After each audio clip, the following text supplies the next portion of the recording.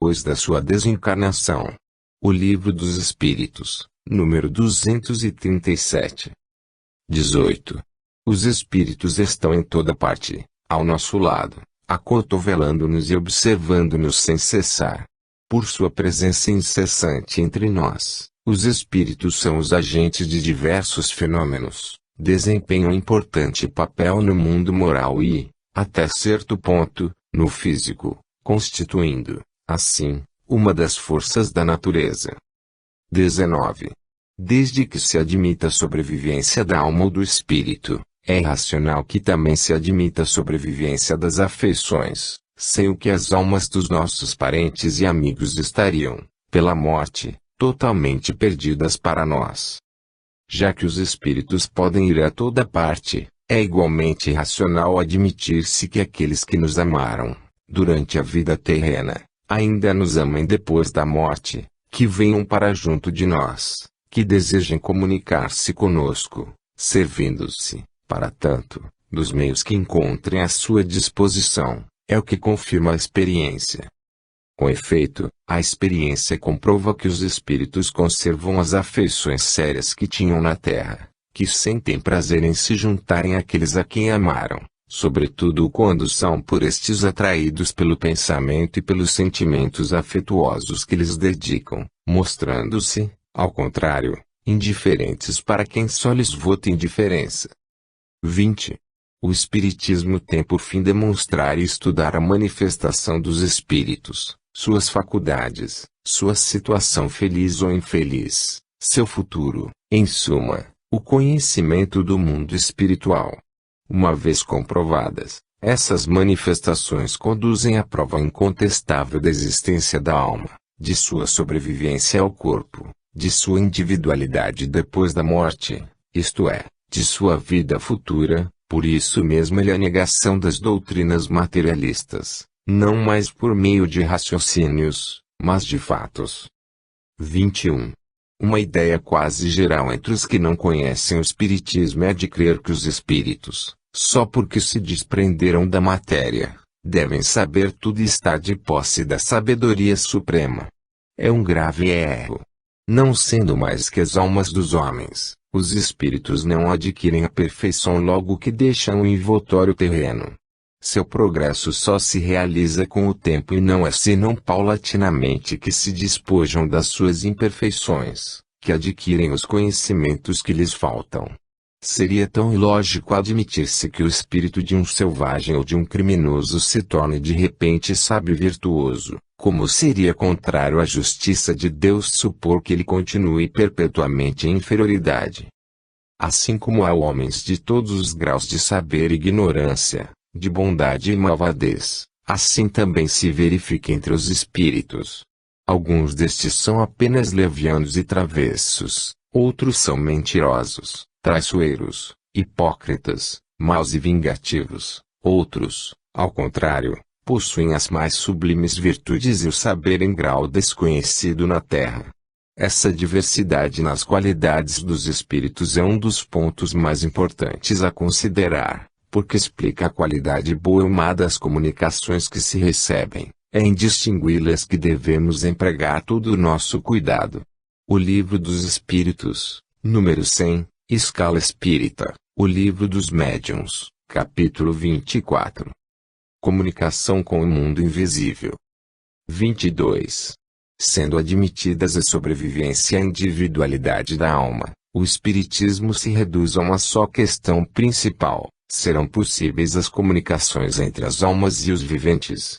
Essa possibilidade foi demonstrada pela experiência, e, uma vez estabelecido o fato das relações entre os mundos visível e invisível, bem como conhecidos a natureza, o princípio e o modo dessas relações, abriu-se um novo campo à observação e encontrou-se a chave de grande número de problemas.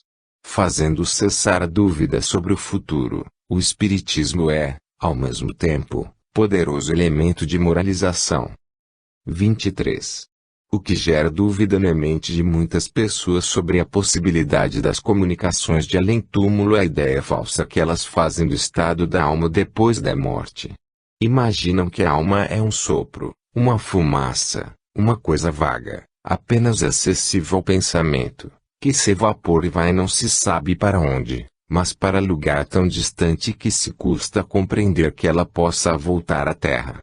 Se, ao contrário, a considerarmos ainda unida a um corpo fluídico, semimaterial, formando com ele um ser concreto e individual, as suas relações com os viventes nada terão de incompatível com a razão. 24. Estando em perpétuo contato, os mundos visível e invisível reagem incessantemente um sobre o outro, porquanto, desde que houve homens, houve também espíritos, e, já que estes têm o poder de manifestar-se, deviam tê-lo igualmente em todas as épocas e entre todos os povos. Entretanto, nestes últimos tempos, as manifestações dos espíritos tomaram grande desenvolvimento e adquiriram maior caráter de autenticidade, porque a intenção da providência por ter uma praga da incredulidade do materialismo, por meio de provas evidentes, permitindo, aos que deixaram a Terra, vir a testar sua existência e revelar-nos sua situação, feliz ou infeliz. 25. As relações entre os mundos visível e invisível podem ser ocultas ou patentes, espontâneas ou provocadas. Os espíritos atuam sobre os homens ocultamente, sugerindo-lhes pensamentos e influenciando-os, de modo perceptível, por meio de efeitos apreciáveis aos sentidos. As manifestações espontâneas ocorrem inopinadamente de improviso, produzem-se, muitas vezes, entre as pessoas mais estranhas às ideias espíritas, as quais, por isso mesmo, não tendo meios de explicá-las, as atribuem a causas sobrenaturais. As que são provocadas dão-se por intermédio de certos indivíduos dotados para isso de faculdades especiais, e designados pelo nome de médiuns. 26. Os espíritos podem manifestar-se de muitas maneiras diferentes, pela vista, pela audição, pelo tato, produzindo ruídos e movimentos de corpos, pela escrita, desenho, música etc. 27.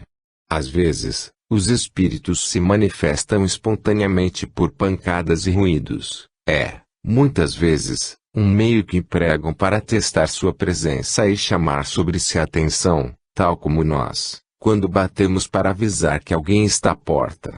Alguns não se limitam a ruídos moderados, chegando mesmo a produzir estrondos semelhantes aos de louças que se quebram, portas que se abrem e fecham com fragor, móveis lançados ao chão, chegando alguns a causar uma perturbação real e verdadeiros estragos. Revista Espírita, maio, junho e julho de 1858, O Espírito Batedor de Bergzabern, idem. Agosto de 1858, O Espírito Batedor de Dibersdorf, idem. Março de 1860, O Padeiro de Dieppe, idem. Abril de 1860, O Fabricante de São Petersburgo, idem. Agosto de 1860, O Trapeiro da Rua de Noyers. 28. O perispírito é matéria etérea, embora visível para nós no estado normal. Em certos casos, o espírito pode fazê-lo sofrer uma espécie de modificação molecular que o torna visível e mesmo tangível. É assim que se produzem as aparições. Esse fenômeno não é mais extraordinário que o do vapor que, invisível quando muito rarefeito, se torna visível por condensação. Os espíritos que se tornam visíveis apresentam-se, quase sempre, com as aparências que tinham em vida que os podem tornar reconhecidos. 29. A visão permanente geral é muito rara, mas, em compensação, as aparições isoladas são bastante frequentes, sobretudo no momento da morte. Parece que o espírito tem pressa, quando deixa o corpo, de ir rever seus parentes e amigos, como se quisesse adverti-los de que já não se encontra na terra, e dizer-lhes que ainda vive. Se passarmos em revista as nossas reminiscências, veremos quantos fatos autênticos dessa ordem se passaram conosco, sem que os percebêssemos, não só à noite, durante o sono, como também em pleno dia em completo estado de vigília. outrora consideravam tais fatos como sobrenaturais e maravilhosos e os atribuíam à magia e à feitiçaria. Hoje, os incrédulos os lançam à custa da imaginação, desde, porém, que a ciência espírita nos deu a chave para explicá-los, ficou-se sabendo como eles se produzem e que pertencem à classe dos fenômenos naturais. 30. Era por meio do perispírito que o espírito agia sobre o seu corpo quando vivo, e é ainda com esse mesmo fluido que ele se manifesta, agindo sobre a matéria inerte, produzindo ruídos, movimentos de mesas e os outros objetos, que ele levanta, derruba ou transporta.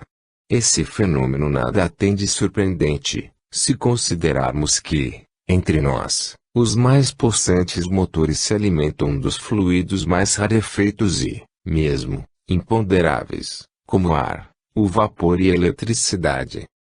É igualmente com auxílio do seu perispírito que o espírito faz os médiuns escreverem, falarem ou desenharem.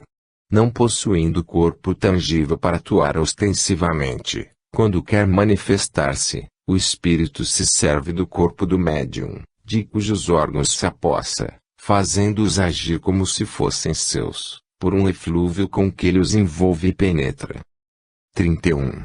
No fenômeno designado pelo nome de mesas girantes e falantes, e ainda pelo mesmo meio que o espírito age sobre o móvel, seja fazendo mover-se sem significação determinada, seja produzindo golpes inteligentes, indicando as letras do alfabeto para formar palavras e frases, fenômeno designado pelo nome de tipologia. A mesa não passa de um instrumento, de que o espírito se serve, como faz com o lápis para escrever. Ele lhe dá uma vitalidade momentânea pelo fluido com que a penetra, mas não se identifica com ela. Logo, as pessoas que, presas de emoção, abraçam a mesa quando veem a manifestação de um ser querido praticam um ato ridículo, porque é exatamente como se abraçassem a bengala de que se serve um indivíduo para bater. O mesmo podemos dizer relativamente àquelas que dirigem a palavra à mesa, como se o espírito se achasse encerrado na madeira ou como se a madeira se tivesse tornado espírito.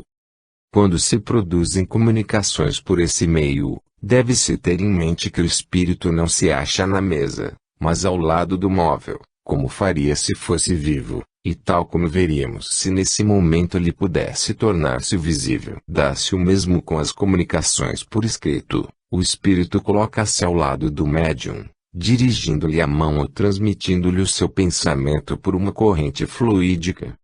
Quando a mesa se levanta do solo e flutua no espaço, sem ponto de apoio, o espírito não a suspende com a força do braço, mas a envolve e penetra com uma espécie de atmosfera fluídica que neutraliza o efeito da gravitação, como faz o ar com os balões e papagaios de papel.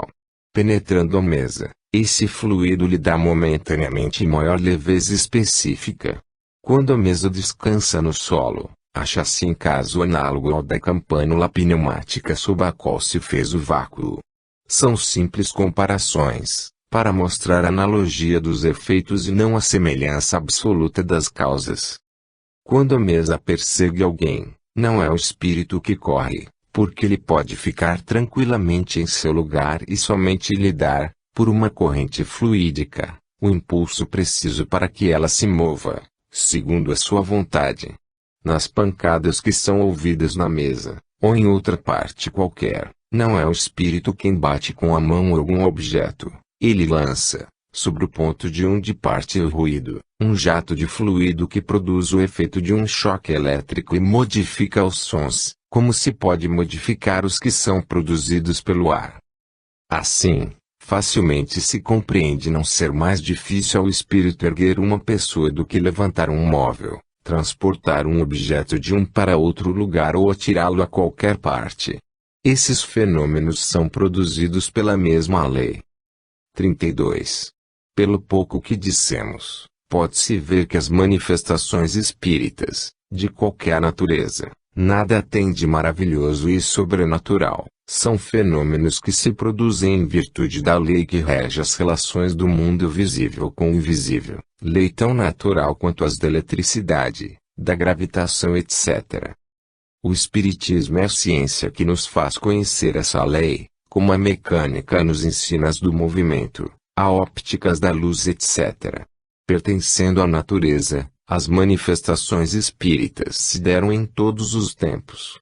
Uma vez conhecida, a lei que as dirige vem explicar-nos grande número de problemas considerados insolúveis. Ela é a chave de uma multidão de fenômenos explorados e amplificados pela superstição.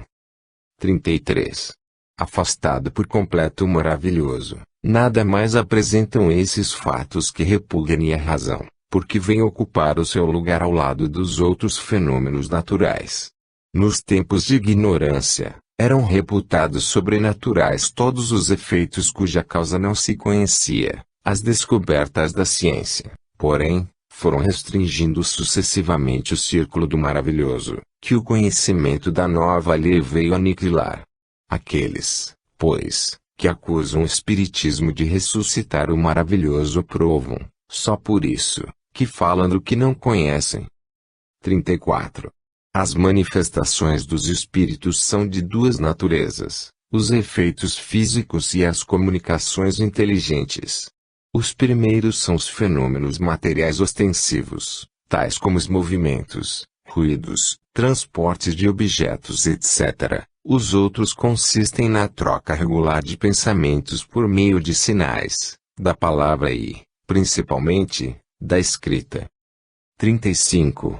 As comunicações que recebemos dos espíritos podem ser boas ou más, justas ou falsas, profundas ou levianas, conforme a natureza dos seres que se manifestam. Os que dão provas de sabedoria e erudição são espíritos adiantados que já progrediram. Os que se mostram ignorantes e maus são espíritos ainda atrasados, mas que haverão de progredir com o passar do tempo. Os espíritos só podem responder sobre aquilo que sabem, segundo o seu estado de adiantamento, e, mesmo assim, dentro dos limites do que lhes é permitido dizer-nos, porque há coisas que eles não podem revelar, por não ser ainda dado ao homem conhecer todas as coisas. 36. Da diversidade de qualidades e aptidões dos espíritos, resulta que não basta nos dirigirmos a um espírito qualquer para obtermos uma resposta segura a toda a questão, porque, acerca de muitas coisas, ele não nos pode dar mais que a sua opinião pessoal, que pode ser justa ou errônea. Se ele é prudente, não deixará de confessar sua ignorância sobre o que não conhece. Se é leviano ou mentiroso, responderá sobre qualquer coisa, sem se importar com a verdade. Se é orgulhoso, apresentará suas ideias como verdades absolutas. É por isso que São João, o evangelista, diz: não creiais em todos os espíritos, mas examinai se os espíritos são de Deus. A experiência demonstra a sabedoria desse conselho. Há imprudência e leviandade em aceitar sem exame tudo o que vem dos espíritos. Por isso, é absolutamente necessário conhecermos o caráter daqueles que estão em relação conosco. O Livro dos Médiuns, número 267. 37.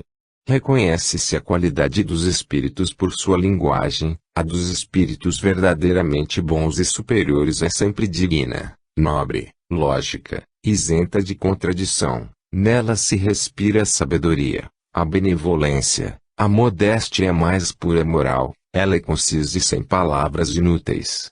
Na dos espíritos inferiores, ignorantes ou orgulhosos, o vácuo das ideias é quase sempre compensado pela abundância de palavras.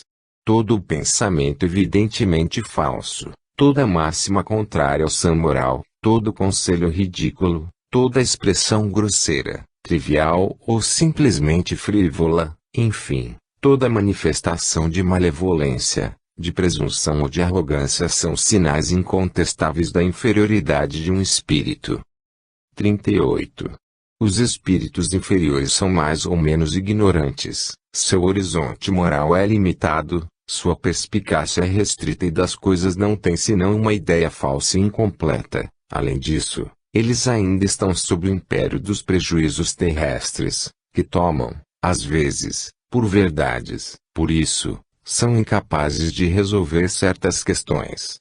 podem induzir-nos em erro, voluntária ou involuntariamente, sobre aquilo que nem eles mesmos compreendem. 39. Nem todos os espíritos inferiores são essencialmente maus. Alguns deles são apenas ignorantes e levianos, outros são brincalhões, espirituosos e divertidos, sabendo manejar a sátira fina e mordaz. Ao lado desses encontram-se, no mundo espiritual como na Terra, todos os gêneros de perversidade e todos os graus de superioridade intelectual e moral. 40.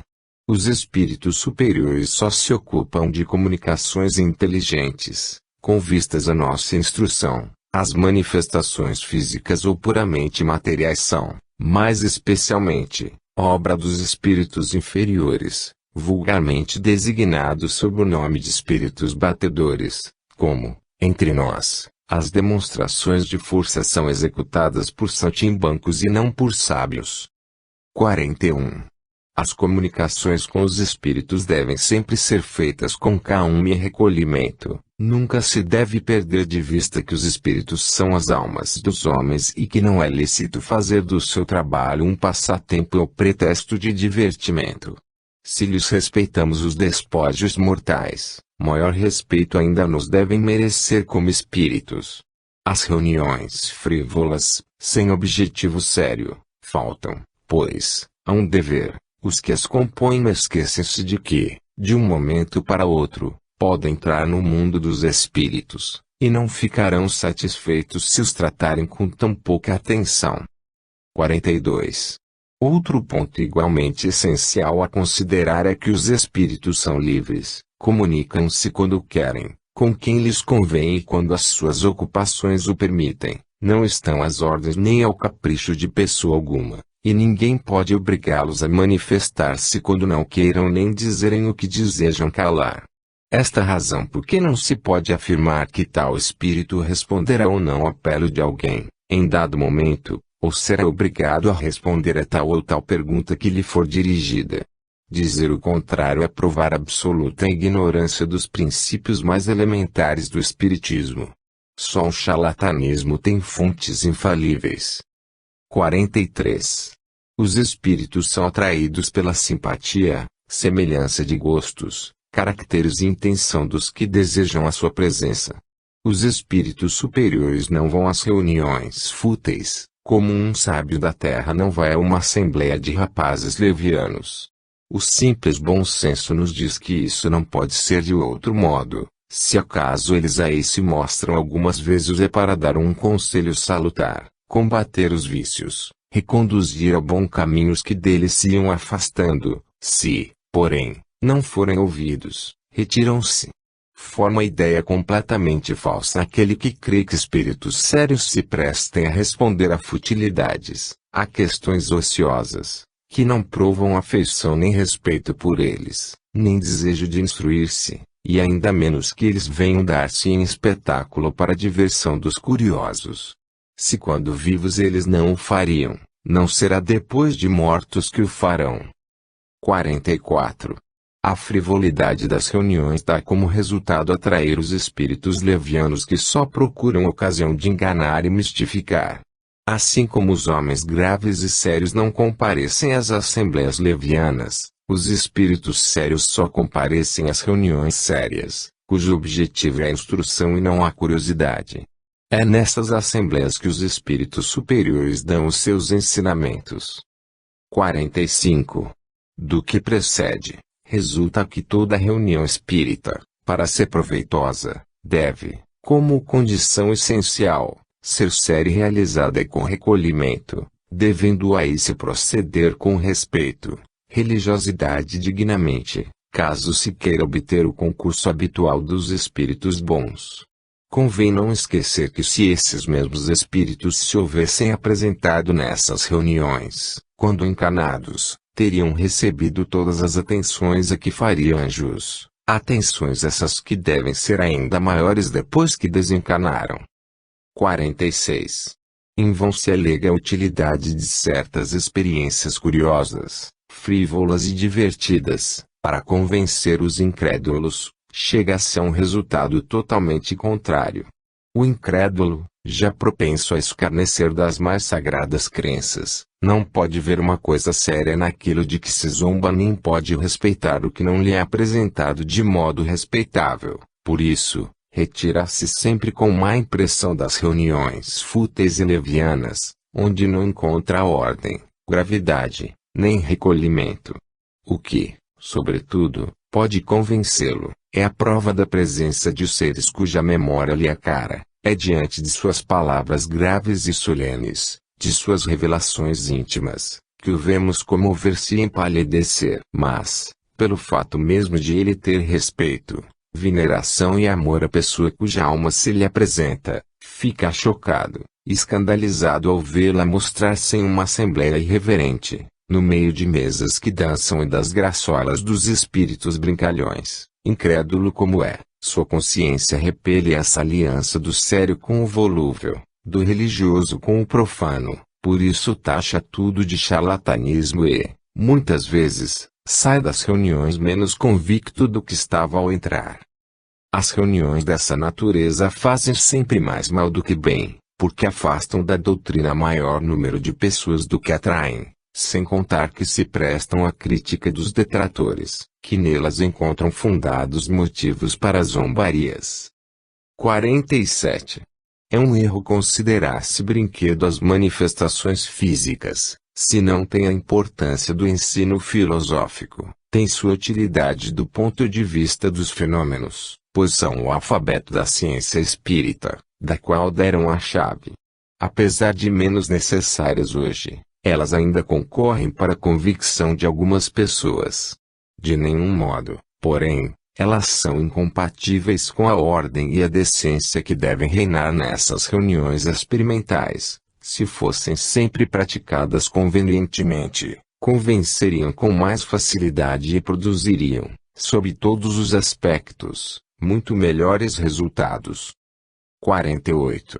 Certas pessoas fazem uma ideia muito falsa das evocações. Algumas creem que elas consistem em fazer que os mortos saiam do túmulo com todo o seu aparato lúgubre. O pouco que temos dito a respeito deverá dissipar tal dúvida. É só nos romances, nos contos fantásticos de fantasmas e no teatro que aparecem mortos desencarnados, saindo do sepulcro, envoltos em mortalhas e fazendo chocalhar os ossos. O espiritismo, que nunca fez milagres, não produz este jamais pretendeu fazer reviver um corpo morto. Quando o corpo está na tumba, não sairá mais dela, mas o ser espiritual, fluídico, inteligente, aí não se acha com seu envoltório grosseiro, do qual se separou no momento da morte. Uma vez operada essa separação, nada mais há de comum entre eles. 49. A crítica malévola deleitou-se em representar as comunicações espíritas como eivadas das práticas ridículas e supersticiosas da magia e da necromancia. Se aqueles que falam do espiritismo, sem conhecê-lo, se dessem ao trabalho de estudá-lo, teriam evitado esses arroubos da imaginação, que só servem para provar sua ignorância e má vontade.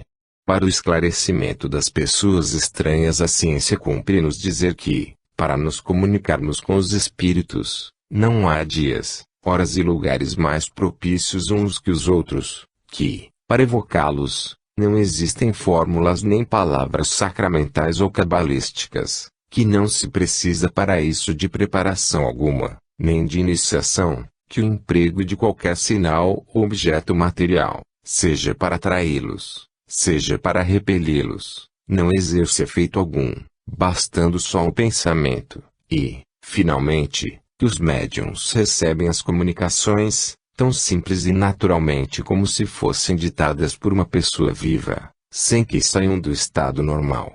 Só um charlatanismo pode simular o emprego de modos excêntricos e acessórios ridículos. O apelo aos espíritos é feito em nome de Deus, com respeito e recolhimento. É a única coisa que se recomenda às pessoas sérias que desejem entrar em relação com espíritos sérios. Fim providencial das manifestações espíritas. 50. O fim providencial das manifestações espíritas é convencer os incrédulos de que nem tudo se acaba para o homem com a extinção da vida terrestre, e dar aos crentes ideias mais justas do futuro. Os espíritos bons nos vêm instruir para nosso melhoramento e avanço e não para revelar-nos o que não devemos saber ainda, ou que só devemos conseguir pelo nosso trabalho. Se bastasse interrogar os espíritos para obter a solução de todas as dificuldades científicas, ou para fazer descobertas e invenções lucrativas, qualquer ignorante podia tornar-se sábio sem estudar, todo preguiçoso ficar rico sem trabalhar. É o que Deus não quer. Os espíritos ajudam os homens de gênio pela inspiração oculta, mas não os dispensam do trabalho nem das pesquisas, a fim de lhes deixar o mérito. 51. Faria ideia bem falsa dos espíritos quem neles quisesse ver auxiliares dos leitores da buena dicha. Os espíritos sérios recusam ocupar-se de coisas fúteis, os espíritos levianos e zombeteiros tratam de tudo, respondem a tudo, predizem tudo o que se quer, sem se importarem com a verdade, e encontram maligno prazer em mistificar as pessoas demasiado crédulas. Eis porque é essencial conhecer-se perfeitamente a natureza das perguntas que se podem dirigir aos espíritos. O Livro dos Médiuns, número 286, perguntas que se podem fazer aos espíritos. 52. Fora daquilo que possa ajudar o nosso progresso moral, só há certeza nas revelações que se podem obter dos espíritos. A primeira consequência má, para aquele que desvia sua faculdade do fim providencial, é ser mistificado pelos espíritos enganadores que pululam ao redor dos homens. A segunda é cair sob o domínio desses mesmos espíritos, que podem, por meio de pérfidos conselhos, conduzi-lo a desgraças reais e materiais na terra. A terceira é perder, depois da vida terrestre, o fruto do conhecimento do Espiritismo. 53. As manifestações não se destinam, pois, a servir os interesses materiais. Sua utilidade está nas consequências morais que delas decorrem. Contudo, ainda mesmo que só tivessem como resultado tornar conhecida uma nova lei da natureza, demonstrar materialmente a existência da alma, já seria muito, porque era novo e vasto caminho aberto à filosofia. Médiuns. 54. Os médiuns apresentam inúmeras variedades em suas aptidões, o que os torna mais ou menos capazes para a obtenção de tal ou tal fenômeno, de tal ou tal gênero de comunicação. Segundo essas aptidões, podemos distingui-los em médiuns de efeitos físicos, de comunicações inteligentes, videntes, falantes, audientes, sensitivos, desenhistas, poliglotas, poetas, músicos, escreventes etc. Não se pode esperar do médium aquilo que está fora dos limites da sua faculdade. Sem o conhecimento das aptidões mediúnicas, o observador é incapaz de achar a explicação de certas dificuldades ou de certas impossibilidades que se encontram na prática. O Livro dos Médiuns, capítulo 16, número 185. 55. Os médiuns de efeitos físicos são mais particularmente aptos para provocar fenômenos materiais, como movimentos, pancadas etc., com auxílio de mesas e outros objetos, quando esses fenômenos revelam um pensamento ou obedecem a uma vontade, são efeitos inteligentes que, por isso mesmo, denotam uma causa inteligente. É um dos modos pelos quais os espíritos se manifestam. Por meio de um número de pancadas convencionadas, obtém-se as respostas sim ou não, ou, então, a designação das letras do alfabeto que servem para formar palavras ou frases. Esse meio primitivo é muito demorado e não se presta a grandes desenvolvimentos. As mesas falantes foram a aurora da ciência. Hoje, porém, que se possuem meios de comunicação tão rápidos e completos como entre os viventes, quase ninguém mais recorre àqueles, a não ser acidentalmente como experimentação. 56. De todos os meios de comunicação, a escrita é, ao mesmo tempo, o mais simples, o mais rápido, o mais cômodo, o que permite mais desenvolvimento, é também a faculdade mediúnica que se encontra com mais frequência. 57. Para obter a escrita serviram-se, no princípio, de intermediários materiais, como cestinhas, pranchetas etc., munidas de um lápis.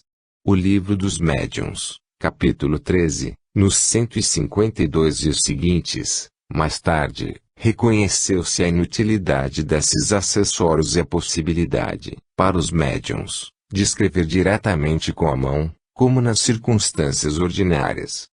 58.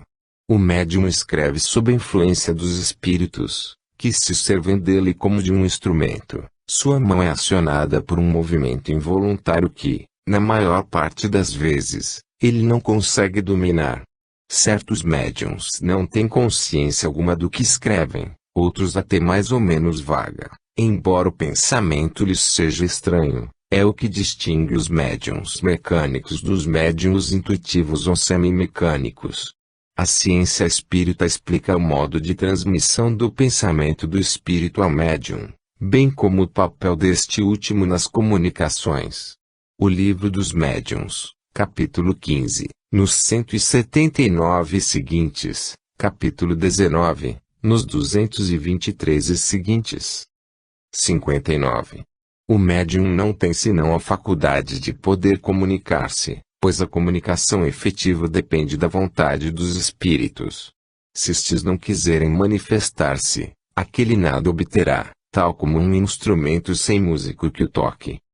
Como os espíritos só se comunicam quando querem ou podem, não estão sujeitos ao capricho de ninguém, nenhum médium tem o poder de forçá-los a se apresentarem. Isto explica a intermitência da faculdade nos melhores médiuns, as interrupções que sofrem, às vezes, durante muitos meses. Seria, pois, um erro equiparar a mediunidade a um talento. O talento adquire-se pelo trabalho, quem o possui é sempre dele senhor, ao passo que o médium nunca é da sua faculdade, pois que ela depende de uma vontade estranha. 60. Os médiuns de efeitos físicos que, regularmente e à vontade, obtêm a produção de certos fenômenos, admitindo que não haja embuste, estão em relação com espíritos de baixa categoria que se comprazem nesse gênero de exibições, e que talvez foram prestidigitadores quando na Terra, mas seria absurdo pensar que espíritos, mesmo de pouca elevação, se divirtam em encenar farsas teatrais. 61. A obscuridade necessária à produção de certos efeitos físicos presta-se, sem dúvida, à suspeita, mas nada prova contra a realidade deles. Sabe-se que em química algumas combinações não podem ser operadas à luz, que muitas composições e decomposições se produzem sob a ação do fluido luminoso.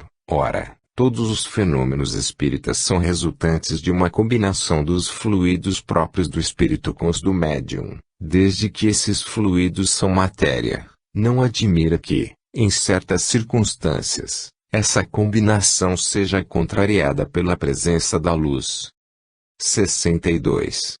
As comunicações inteligentes realizam-se igualmente pela ação fluídica do espírito sobre o médium, sendo preciso que o fluido deste último se identifique com o do espírito. A facilidade das comunicações depende do grau de afinidade existente entre os dois fluidos.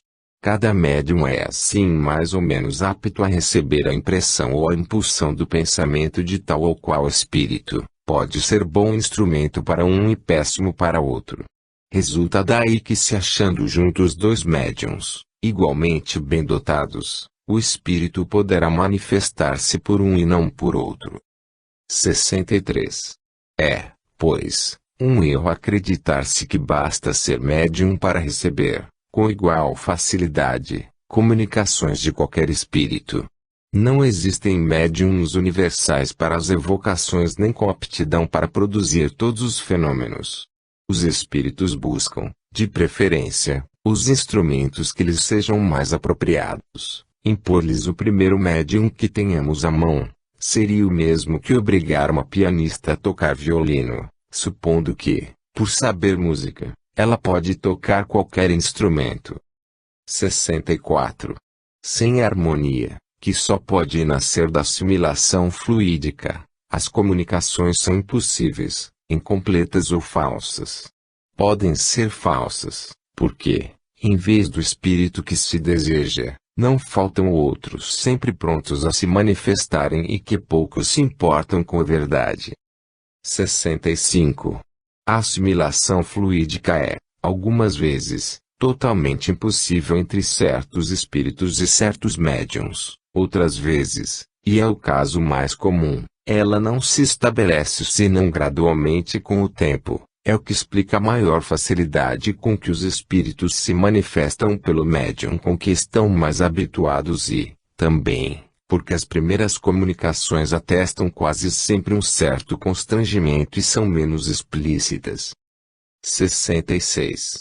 A assimilação fluídica é tão necessária nas comunicações pela tipologia como pela escrita, visto que, tanto num como no outro caso, se trata da transmissão do pensamento do espírito, qualquer que seja o meio material empregado. 67. Não se pode impor um médium ao espírito que se quer evocar, convindo deixar-lhe a escolha do instrumento. Em todo caso, é necessário que o médium se identifique previamente com o espírito, pelo recolhimento e pela prece, ao menos durante alguns minutos, e mesmo muitos dias antes se for possível, de modo a provocar e ativar a assimilação fluídica. É um meio de se atenuar a dificuldade. 68. Quando as condições fluídicas não são propícias à comunicação direta do espírito ao médium, ela pode fazer-se por intermédio do guia espiritual deste último. Neste caso, o pensamento chega em segunda mão, isto é, depois de ter atravessado dois meios.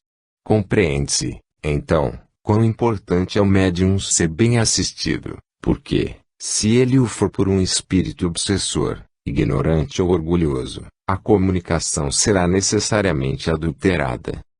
Aqui as qualidades pessoais do médium desempenham forçosamente importante papel, pela natureza dos espíritos que ele atrai a si. Os mais indignos médiums podem possuir poderosas faculdades, porém, os mais seguros são os que reúnem a esse poder as melhores simpatias no mundo espiritual. Ora, essas simpatias não ficam, de forma alguma, demonstradas pelos nomes, mais ou menos imponentes, com que se apresentam os espíritos que assinam as comunicações, mas sim pelo fundo constantemente bom das comunicações que recebem. 69. Qualquer que seja o modo de comunicação, a prática do espiritismo, do ponto de vista experimental, apresenta inúmeras dificuldades e não é isenta de inconvenientes para quem não tem a experiência necessária. Quer se experimente mesmo, quer se seja simples observador das experiências de outrem, é essencial saber distinguir as diferentes naturezas dos espíritos que podem manifestar-se, conhecer a causa de todos os fenômenos, as condições em que se podem produzir, os obstáculos que lhe podem ser opostos, a fim de não se perder o tempo, pedindo o impossível. Não é menos necessário conhecer todas as condições e escolhas da mediunidade, a influência do meio, das disposições morais etc. O Livro dos Médiuns, segunda parte. Escolhas da mediunidade. 70. Um dos maiores escolhos da mediunidade é a obsessão, isto é, o domínio que certos espíritos podem exercer sobre os médiuns, impondo-se a eles sob nomes apócrifos e impedindo que se comuniquem com outros espíritos. É também um obstáculo com que se depara todo observador novato e inexperiente que, não conhecendo as características desse fenômeno, pode ser iludido pelas aparências, como aquele que, desconhecendo a medicina, pode enganar-se sobre a causa e a natureza de um mal. Se o estudo prévio, neste caso, é útil para o observador, para o médium ele é indispensável, por lhe fornecer os meios de prevenir um inconveniente que lhe poderia trazer consequências bem desagradáveis. É por isso que nunca nos cansamos de recomendar o estudo, antes que o médium se entregue à prática do espiritismo. O Livro dos Médiuns, capítulo 23. 71. A obsessão apresenta 3 graus principais bem característicos: a obsessão simples, a fascinação e a subjugação. No primeiro, o médium tem perfeita consciência de não obter coisa alguma boa. Ele não se ilude acerca da natureza do espírito que se obstina em manifestar-se por seu intermédio, e do qual deseja desembaraçar-se. Este caso não oferece gravidade alguma, é um simples incômodo, do qual o médium se liberta, deixando momentaneamente de escrever. Neste caso o espírito, cansando-se de não ser ouvido, acaba por se retirar. A fascinação obsessiva é muito mais grave, porque nela o médium é completamente iludido. O espírito que o domina apodera-se de sua confiança, a ponto de impedi-lo de julgar as comunicações que recebe, fazendo-lhe achar sublimes os maiores absurdos. O caráter distintivo deste gênero de obsessão é provocar no médium uma excessiva suscetibilidade e levá-lo a não acreditar bom, justo e verdadeiro senão o que ele escreve, a repelir, e mesmo considerar mal, todo conselho e toda observação crítica, preferindo romper com os amigos a convencer-se de que está sendo enganado, a encher-se de inveja contra os outros médiuns, cujas comunicações sejam julgadas melhores que as suas, a querer impor-se nas reuniões espíritas, das quais se afasta quando não pode dominá-las. O médium chega, assim, a sofrer uma dominação tal que o espírito obsessor é capaz de impeli-lo a dar os passos mais ridículos e comprometedores. 72. Uma das características distintivas dos espíritos maus é a imposição. Eles dão ordens e querem ser obedecidos. Os bons jamais se impõem, dão conselhos e, se não são atendidos, retiram-se. Resulta daí que a impressão que nos causa os espíritos maus é sempre penosa, fatigante e muitas vezes desagradável. Ela provoca uma agitação febril, movimentos bruscos e desordenados. A dos bons, pelo contrário, é calma, branda e proporciona um verdadeiro bem-estar. 73. A subjugação obsessiva, outrora designada sob o nome de possessão, é um constrangimento físico exercido sempre por espíritos da pior espécie e que pode chegar a neutralizar o livre-arbítrio do paciente. Muitas vezes ela se limita a simples impressões desagradáveis.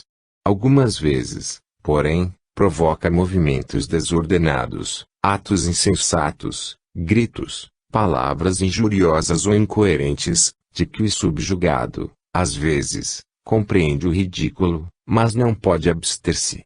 Este estado difere essencialmente da loucura patológica, com a qual erradamente a confundem, pois na possessão não há lesão orgânica, sendo diversa a causa, outros devem ser também os meios de curá-la. Não raro, a aplicação do processo ordinário das duchas e dos tratamentos corpóreos poderá determinar o aparecimento de uma verdadeira loucura, numa situação em que só havia uma causa moral. 74. Na loucura propriamente dita, a causa do mal é interna, há que se restituir o organismo ao seu estado normal. Na subjugação, esta causa é externa, e precisa se libertar o doente de um inimigo invisível, não lhe opondo remédios materiais, mas uma força material superior à dele. A experiência prova que nunca, em tal caso, os exorcismos produziram resultado satisfatório, antes agravando do que melhorando a situação. Indicando a verdadeira causa do mal, só o Espiritismo pode dar os meios de combatê-lo, fazendo a educação moral do espírito obsessor. Por conselhos prudentemente dirigidos, chega-se a torná-lo melhor e a fazer que deixe voluntariamente de atormentar o enfermo, que então fica livre. O Livro dos Médiuns, número 279, Revista Espírita, fevereiro, março e junho de 1864, A Jovem Obsedada de Marmande. 75. A subjugação obsessiva é ordinariamente individual. Quando, porém, uma falange de espíritos maus se lança sobre uma população, ela pode apresentar caráter epidêmico. Foi um fenômeno desse gênero que se verificou ao tempo do Cristo. Só um poder moral superior podia então domar esses seres malfazejos, designados sob o nome de demônios, e restituir a calma às suas vítimas. 76. Um fato importante a considerar-se é que a obsessão, seja qual for a sua natureza, é independente da mediunidade, e que ela se encontra em todos os graus, principalmente o último, em grande número de pessoas que nunca ouviram falar de espiritismo, e isto por uma razão muito simples: como os espíritos sempre existiram, em todos os tempos eles têm exercido a sua influência. A mediunidade não é uma causa, mas simples modo de manifestação dessa influência, pelo que podemos dizer, com certeza, que todo médium obsidiado sofre de um modo qualquer e, muitas vezes, nos atos mais comuns da sua vida os efeitos dessa influência que, sem a mediunidade, se manifestaria por outros efeitos, muitas vezes atribuídos a essas enfermidades misteriosas que escapam a todas as investigações da medicina. Pela mediunidade o ser maléfico trai a sua presença, sem ela, é um inimigo oculto, de quem não se desconfia. 77. Os que nada admitem fora da matéria não podem aceitar essa causa oculta. Quando, porém, a ciência tiver saído da senda materialista, reconhecerá, na ação do mundo invisível que nos cerca e no meio do qual vivemos, um poder que reage sobre as coisas físicas, assim como sobre as morais. Será um novo caminho aberto ao progresso e a chave de grande número de fenômenos até hoje mal compreendidos. 78. Como a obsessão nunca pode proceder de um espírito bom, é essencial saber reconhecer-se a natureza dos que se apresentam. O médium não esclarecido pode ser enganado pelas aparências, mas o prevenido descobre o menor sinal suspeito, acabando o espírito por se retirar, quando percebe que nada pode fazer. O conhecimento prévio dos meios de distinguir os espíritos bons dos maus é, pois, indispensável ao médium que não quer expor-se a cair numa cilada. Ele o é também ao simples observador, que pode, por esse meio, apreciar o justo valor do que vê e ouve. O Livro dos Médiuns, capítulo 24. Qualidades dos médiuns. 79. A faculdade mediúnica é uma propriedade do organismo e não depende das qualidades morais do médium. Ela se desenvolve tanto nos mais dignos como nos mais indignos. O mesmo, porém, não ocorre com a preferência que os espíritos bons dão ao médium. 80. Os espíritos bons se comunicam mais ou menos de boa vontade por esse ou aquele médium, segundo a simpatia que lhe votam. O que constitui a qualidade de um médium não é a facilidade com a qual ele obtém comunicações, mas a sua aptidão em só receber as boas e não ser ludibriado pelos espíritos levianos e enganadores. 81. Os médiuns que mais deixam a desejar do ponto de vista moral recebem também, algumas vezes, excelentes comunicações, que não podem vir senão de espíritos bons, o que não deve ser motivo de espanto, e muitas vezes no interesse do médium e com o fim de dar-lhes sábios conselhos. Se eles os desprezam, maior será sua culpa, porque são eles que lavram a própria condenação. Deus, cuja bondade é infinita, não pode recusar assistência àqueles que mais necessitam dela. O virtuoso missionário que vai moralizar os criminosos não faz mais que os espíritos bons com os médiuns imperfeitos. Por outro lado, os espíritos bons, querendo dar um ensino útil a todos, servem-se do instrumento que têm à mão, mas o deixam tão logo encontrem outro que lhes seja mais afim e que melhor aproveite as suas lições. Retirando-se os espíritos bons, os inferiores, que pouco se importam com as más qualidades morais do médium, acham então o campo livre.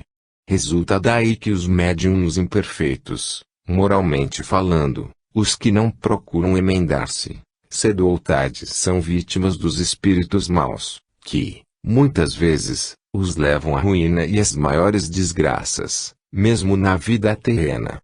Quanto à sua faculdade, tão bela no começo e que assim devia conservar-se, perverte-se pelo abandono dos espíritos bons, acabando por desaparecer. 82. Os médiuns mais dignos não estão livres das mistificações dos espíritos embusteiros. Primeiro, Porque não há pessoa bastante perfeita para não ter algum lado fraco, pelo qual dê acesso aos espíritos maus. Segundo, porque os espíritos bons permitem mesmo, algumas vezes, que os maus venham, a fim de exercitarmos a nossa razão e aprendermos a distinguir a verdade do erro, não aceitando cegamente sem exame tudo quanto nos venha dos espíritos. O embuste nunca procede de um espírito bom, e toda comunicação invada de erros, por mais respeitável seja o nome com que se apresente, é necessariamente apócrifa. Essas mistificações ainda podem ser uma prova para a paciência e a perseverança do espírita, médium ou não, e aqueles que desanimam por causa de algumas decepções dão provas aos espíritos bons de que não são instrumentos com os quais eles possam contar. 83. Não nos deve causar admiração ver espíritos maus obsidiarem pessoas de mérito, quando vemos na terra homens de bem perseguidos por criaturas indignas. É digno de nota que, depois da publicação de O Livro dos Médiuns, o número de médiuns obsidiados diminuiu muito, porque, estando prevenidos, os médiuns se tornam vigilantes e espreitam os menores indícios que podem denunciar a presença de espíritos enganadores. A maioria dos que se mostram ainda obsidiados não fizeram estudo prévio recomendado, ou não deram importância aos conselhos que receberam. 84. O que constitui o médium propriamente dito é a faculdade, sob este aspecto, pode ser mais ou menos formado, mais ou menos desenvolvido. O médium seguro, aquele que pode realmente ser qualificado de bom médium, é o que aplica a sua faculdade, buscando tornar-se apto a servir de intérprete aos espíritos bons. Pondo de lado a faculdade, o poder que tem o médium para atrair os espíritos bons e repelir os maus está na razão de sua superioridade moral. Essa superioridade é proporcional à soma das qualidades que faz o homem de bem, sendo por esses dotes que se concilia a simpatia dos bons e se adquire ascendência sobre os espíritos maus. 85. Pelo mesmo motivo, as imperfeições morais do médium, aproximando-o da natureza dos espíritos maus, lhe tiram a influência necessária para os afastar de si, em vez de se impor, sofre a imposição deles. Isto se aplica não só aos médiuns, como a todas as pessoas indistintamente, visto não haver ninguém que não esteja sujeito à influência dos espíritos. Veja-se mais atrás os números 74 e 75. 86. Para impor-se ao médium, os espíritos maus sabem explorar habilmente todas as suas fraquezas morais. Entre os nossos defeitos, o de que eles mais se aproveitam é o orgulho, sentimento que se encontra com mais predomínio na maioria dos médiuns obsidiados e, principalmente, nos fascinados. É o orgulho que os leva a se julgarem infalíveis e a repelirem todos os conselhos. Esse sentimento é, infelizmente, excitado pelos elogios de que são objeto. Basta que um médium apresente faculdade um pouco transcendente para que o busquem, o adulem, acabando-lhes por se acreditarem importantes e a se julgarem indispensáveis, o que constitui a sua perda. 87. Enquanto o médium imperfeito se orgulha pelos nomes ilustres, quase sempre apócrifos, que trazem as comunicações que ele recebe e que levam a considerar-se como intérprete privilegiado das potências celestes, o bom médium nunca se crê bastante digno de tal favor. Ele tem sempre uma salutar desconfiança do merecimento do que recebe e não se fia no seu próprio juízo, não passando de simples instrumento passivo. Compreende que o bom resultado que obtém não lhe confere mérito pessoal, como não lhe cabe qualquer responsabilidade pelo que recebe de mal, e que seria ridículo crer na identidade absoluta dos espíritos que por ele se manifestam. Deixa que terceiros, desinteressados, julguem a questão, sem que o seu amor próprio se ofenda por qualquer decisão desfavorável. Do mesmo modo que um ator não se pode dar por ofendido com as censuras feitas à peça de que é intérprete. O caráter distintivo do bom médium é a simplicidade e a modéstia, julgar-se feliz com a faculdade que possui, não por vaidade, mas por lhe ser um meio de tornar-se útil, o que faz de boa vontade quando se lhe oferece ocasião, ele jamais se ofende, mesmo quando preterido por outros medianeiros. Como os médiuns não passam de intermediários, de intérpretes dos espíritos, cabe ao evocador, e mesmo ao simples observador, apreciar